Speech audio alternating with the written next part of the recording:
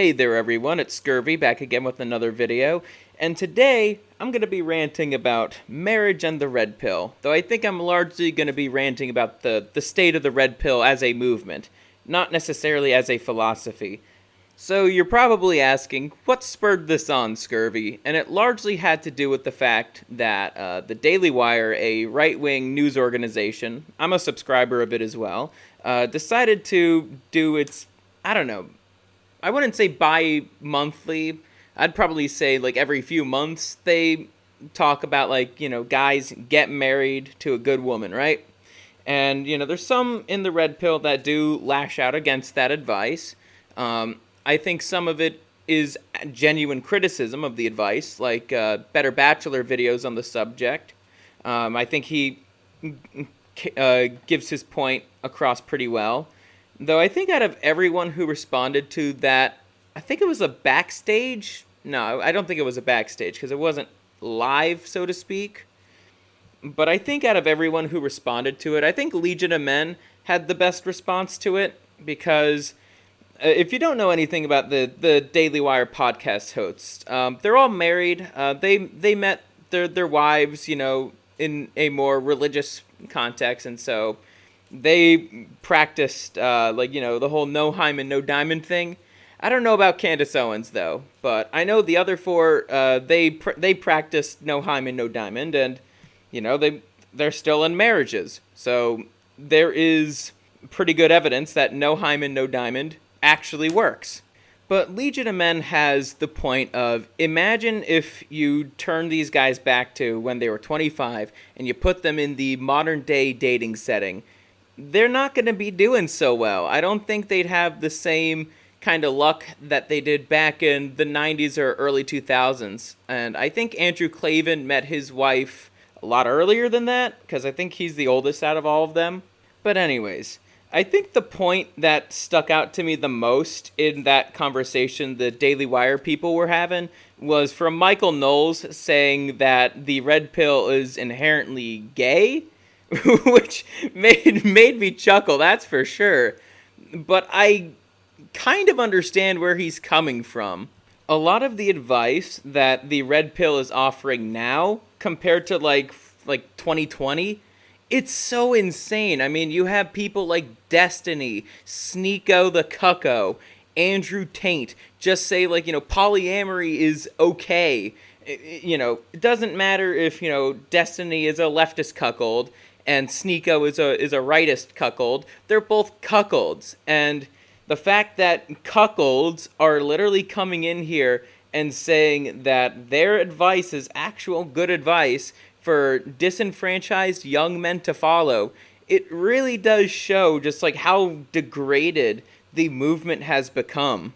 And so when you have a bunch of normies look at the red pill scene, and I'm going to count the Daily Wire podcast hosts in this as well, even though they're not necessarily normies, but you kind of get my point here. But they're seeing some of the crazy advice that some of these guys are giving out. Hell, not even some, quite a few of these guys are giving out. And, I think Knowles kind of did make the right call in saying that it is gay.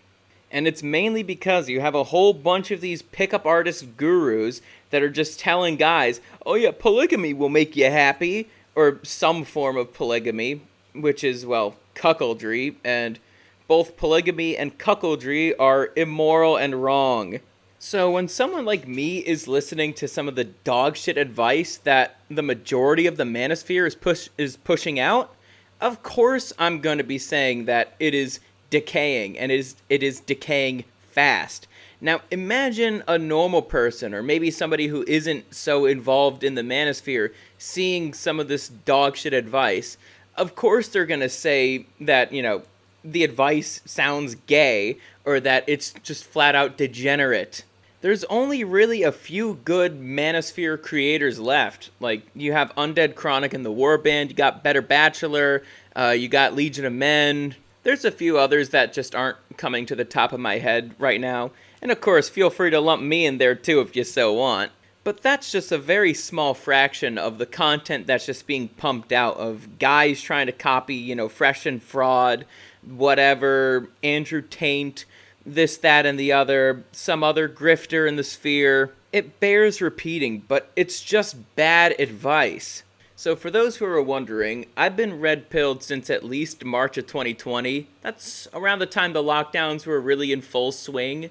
And, my brother actually sent me a video from Think Before You Sleep before he started dating Brittany Venti. And I mean, like, way before, when he actually made good videos. And I was shocked to just hear the things that I was hearing, but at the same time, it made so much goddamn sense. And not only did those videos, like, tell me the truth about things, I was also being given, like, good advice, which at first I wasn't too privy on accepting, but now, almost 4 years later, it's like, yeah, I basically live by those tenets, like, the actual tenets of the philosophy of the red pill. The actual philosophy of the red pill, it's actually really damn good. It's actually a great way to kind of reclaim whatever masculinity you lost because of just the way that modern society is. It's the perfect antidote, even though, as Better Bachelor would say, it's a suppository, and it's not an easy suppository to take. You don't take it willingly either. Now, some parts of that philosophy does include a little bit of game, but it's the stuff of game that is actually applicable and can be used in a real strategy, but also, you're not an asshole about it, and you're also not making fake videos to try to sell men on a course. Simply put, if you do a little bit of digging beneath the decay, you will actually find some gems of advice. That's how I was able to find, like, Undead Chronic, Ribby the Party Frog, Chaz, and some of the other people I've shouted out here on the channel before. But going back to the decay for a moment, I should have realized this much earlier, but hey, hindsight is 20/20, even for an orange that has thousands of eyes everywhere on his citrus body.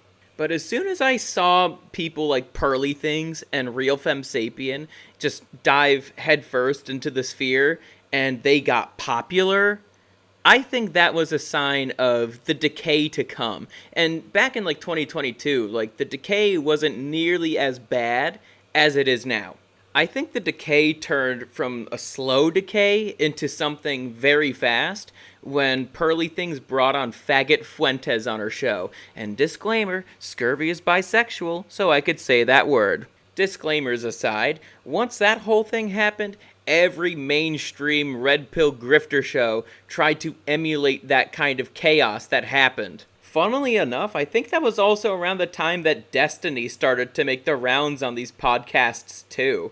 I think another big highlight of this decay was, I think it was like on Fresh and Fraud, where they had Destiny, Sneeko, and Rolo, I believe. There might have been somebody else. If there wasn't, correct me on that. But, oh my goodness, that was one of the most unproductive discussions I've ever heard. Like, none of the advice that was being given was anything indicative about the real world. I also remember seeing the reaction to this from Better Bachelor and Legion of Men, though I'm going to be focusing on the Better Bachelor reaction to this. And I think it's a bit more indicative of kind of where the space is now. Basically, Joker's thoughts on that podcast, I could summarize it like this. What the hell is going on here? This has deviated so far from the red pill that most of us guys learned before the year of 2022. But to wrap up this video here, allow me to do an impersonation of Senator Armstrong. The red pill movement is diseased. Rotten to the core. You're starting to see more genuine Manosphere creators not use that label anymore because of the connotation that it has. Like, Better Bachelor doesn't call himself red pilled anymore. Undead Chronic doesn't call himself that either. I don't think a lot of the Warband call themselves that. And I'm certainly not going to be calling myself that. I don't think I have really called myself that in quite a while, though feel free to fact check me on that. They're seeing the same craziness that I'm seeing, and, some of them are a bit more direct on it. Like, I know Undead Chronic has actually said that the red pill as a movement is rotting away as we speak. I don't want to end this video on a down note, so I'm going to give you some recommendations on some good channels you could watch to actually learn something. And those channels are going to be Undead Chronic, Ribby the Party Frog, Chitin Chaz, Better Bachelor, Legion of Men. Also, don't be afraid to check out the rest of the Warband too. They make pretty good content as well.